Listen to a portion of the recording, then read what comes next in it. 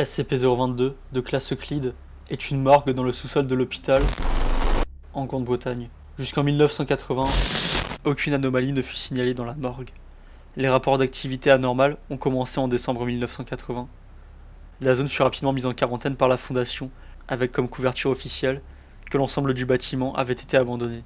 La raison de la manifestation soudaine de ses propriétés est toujours l'objet d'une enquête. Périodiquement, un tiroir au hasard au sein de la morgue s'ouvrira pour révéler un cadavre couvert sous un drap. Après environ 6 minutes, le cadavre s'animera et tentera de quitter la morgue. Ce cadavre est désigné comme SCP-022-1. Dans certains cas, le cadavre sera trop endommagé ou décomposé pour réussir à sortir de SCP-022 ou même à se lever de la table sur laquelle il se trouve. Si une instance de SCP-022-1 expire sur la table rentrera dans le tiroir qui se fermera alors. Les rapports indiquent qu'une odeur de tissu brûlé apparaît immédiatement après cet événement. Les sources d'énergie qui animent les instances SCP-022-1 est actuellement inconnue. Les instances ne respirent pas, ne mangent pas, ne dorment pas, et leurs corps ne produisent aucune chaleur. L'analyse de SCP-022-1, suivant leur décès, n'a pas mis en évidence d'organes anormaux ou de produits chimiques. Ils semblent être des cadavres tout à fait ordinaires.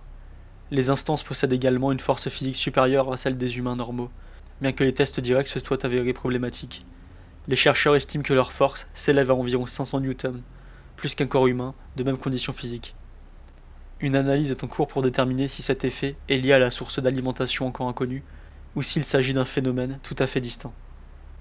Lorsque des parties du corps sont séparées de SCP-022-1, la partie avec la plus grande masse conserve ses effets.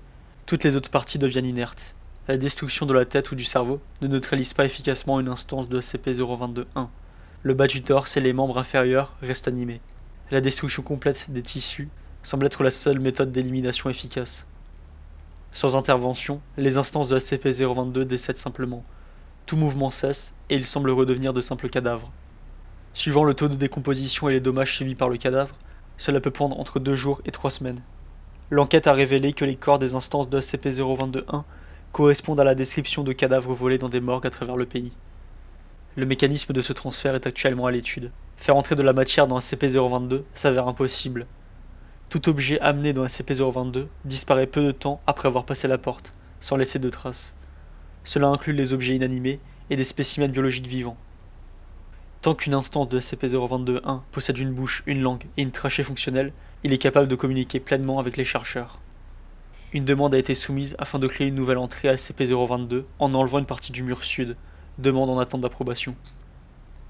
De nombreux objets ont été découverts sur le sol de la salle, juste au-dessus de SCP-022. Il semblait y avoir tous les objets qui avaient été envoyés dans SCP-022, à l'exception des êtres humains. Tous les objets étaient cassés et délabrés. Les composants métalliques ont tous été oxydés et les parties biologiques se trouvaient dans divers stades de décomposition. Les tests ont révélé que le délai entre l'insertion d'un objet dans SCP-022 et sa réapparition au niveau supérieur est précisément de 183 secondes.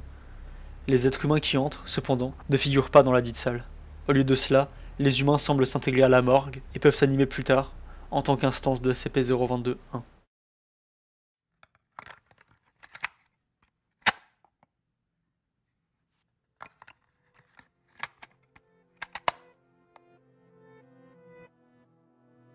Chacun des entretiens suivants commence de la même manière.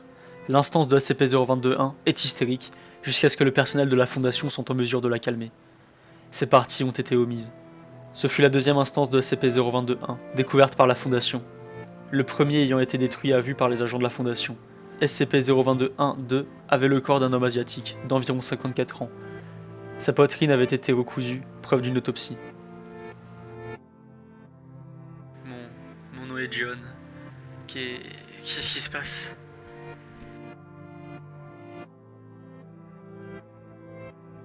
Je sais pas, je conduisais ma voiture en rentrant de... Ça n'a pas d'importance. Je roulais et j'ai eu un accident. Je me suis réveillé ici. S'il vous plaît, ça doit être...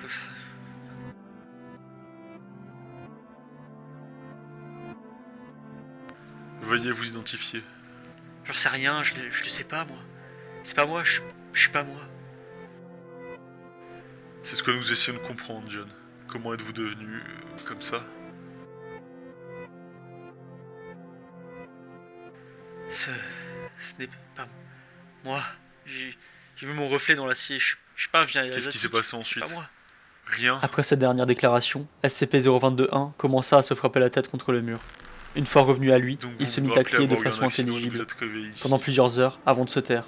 Avez-vous Il une continuait idée à de comment lutter, vous êtes arrivé même si ici? apparemment incapable de parler, pendant environ 6 jours jusqu'à ce qu'il cesse finalement de bouger.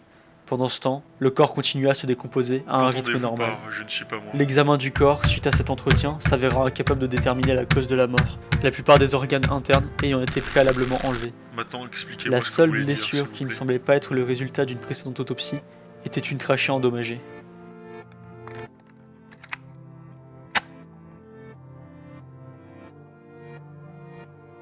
Qu'est-ce que vous m'avez fait, bande d'enculés? Qu'est-ce que vous m'avez fait? Vous savez qui je suis, putain. Ne me dites pas que vous m'avez oublié, docteur Trou du cul. Dans sa peau. Et pour vous informer, crétin, mon nom est... Maintenant, rends-moi comme avant, sale fils de pute, rends-moi comme avant, bordel. À ce stade, le docteur posa à SCP-022-1-5 plusieurs questions afin de vérifier son identité, bien que l'identité de D5619 fût confirmée. Aucune autre information utile ne fut acquise. SCP-022-1-5 a été Veuillez maintenu vous dans une cellule de identifier. détention jusqu'à sa mort 2 jours plus tard. 3 semaines après, le Identifiez-vous. corps de D5619 fut animé en tant que Nous n'avons rien SCP-022-1-7. fait maintenant, s'il Dans vous un plaît. bref Indiquez entretien, votre nom. il prétendit être une femme de 89 ans. Rafraîchissez-moi la mémoire, s'il vous plaît. Vous êtes D5619.